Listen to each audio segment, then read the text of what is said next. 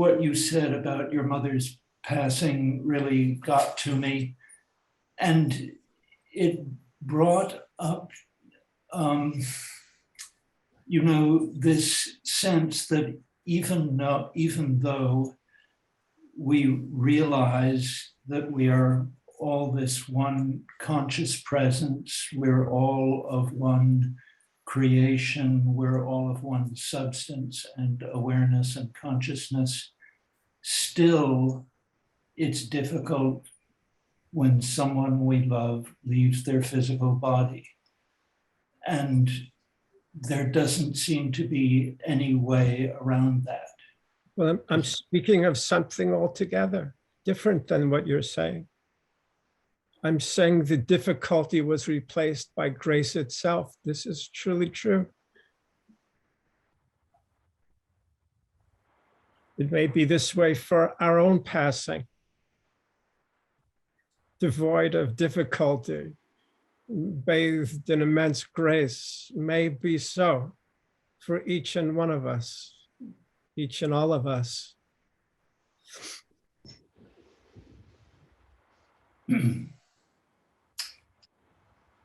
Well, I certainly feel what you're saying. I think for my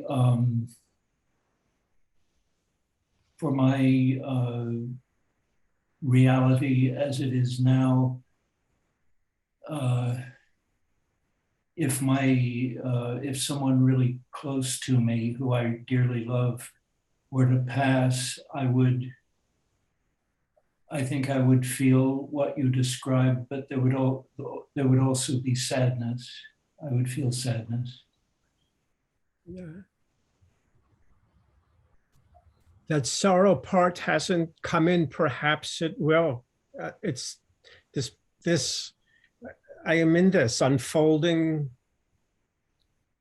of who knows what the next moment holds. And then the other thing that came to me was that there is apparently this experience of dying before the physical body dies, that sense of losing everything, which has been with me for a while now. And no, say again, you're speaking of this dying before the death of the body? Dying in the sense of feeling that everything, losing a lot of things that used to be important, and a sense of letting go, and almost a sense of loneliness as things kind of drift away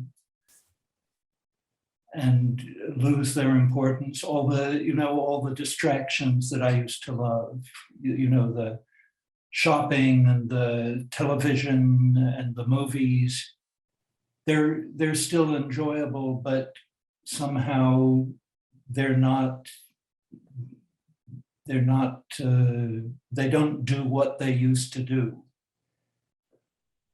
And sometimes there's just... I'm always wishing you so much enjoyment, brother. Yes.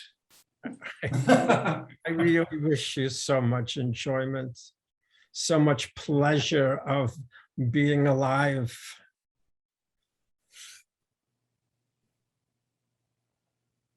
Maybe I'm just, maybe I have this streak of sadness. I don't know where it came from, but there is just a streak of underlying sadness that's just like this note that plays. I have that as well. I call it heartbreak. Yes, yes. Yeah. It's a heartbreaking world we live in. It is.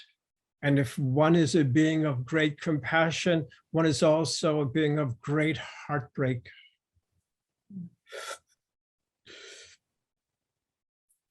I often talk with my son, who lives in New York.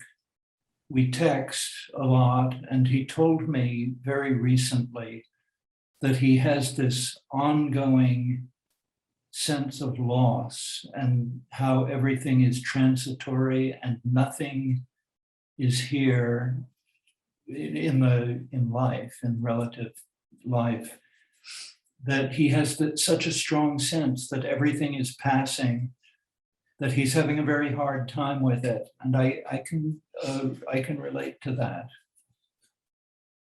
There is something melancholic about the way things come and then they go.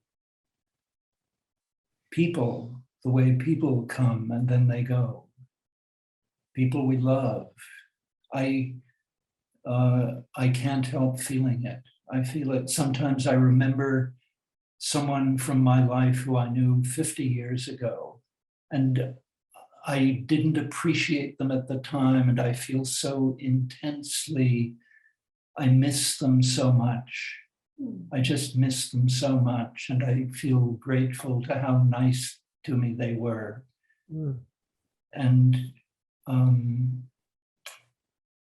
you know, when I was young, I didn't appreciate people as much.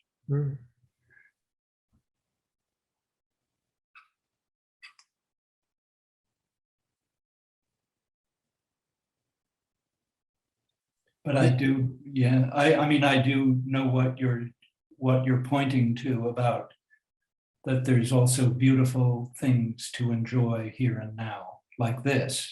Yes, but I surely understand the sorrow, and I surely understand how utterly bizarre this world has become and how challenging that is for all of us.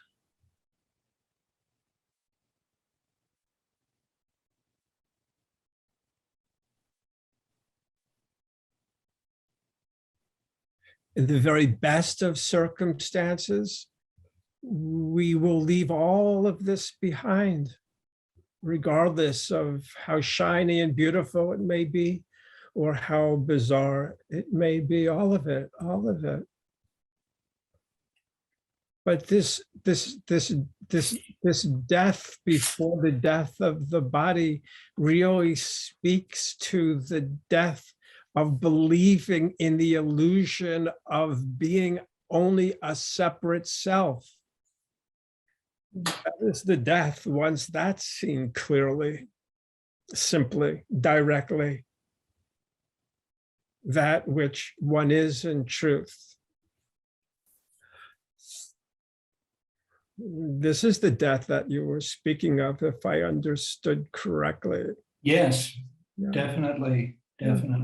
It's why it's in part why it's so essentially important for those who speak of themselves, let's say, as spiritual seekers, to see the truth of the truth for one's own self.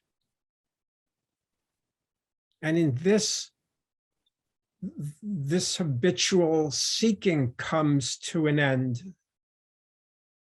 And this so-called spiritual life is no longer about seeking, no longer about some kind of experience or acquisition, but rather one's life has been taken over by the overwhelming desire to be a vehicle of love and compassion for one and all.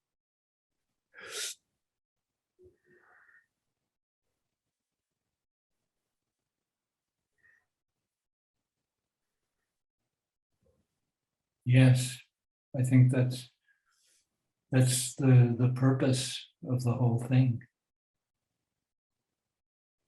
It would seem that way.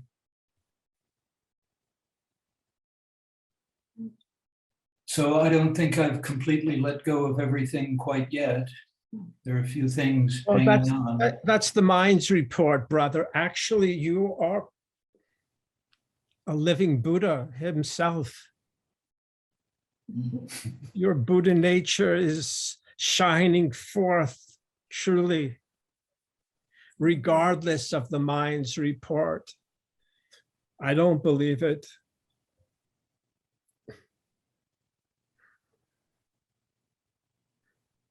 I don't believe it either. Let's just not believe it. Let's not believe anything at all. We don't have to believe anything at all. Yeah, this whole thing about a journey and a process and an unfolding and all of that, that's really a work of fiction, I think. It is. It's in the world of appearances and in the world of uninvestigated, ordinary, conditioned daily life. Yes. It seemed as though there was some sort of journey, but there's no such thing. There's, as it turns out, there's no such thing. Yeah, it's just right here. Already and always, brother. Amen. Amen. Gong. Gong, I knew you were going to do that. Okay, thank you, Hanuman. Thank you, brother. Thank you. I want to share with you Annette's last words to me.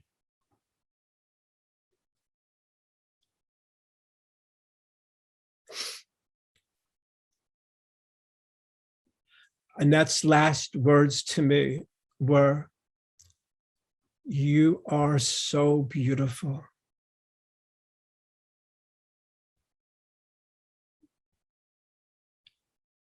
What words of blessing from a dying mom to a son. Thank you, everybody, for satsang today. Thank you. Thank you. Thank you.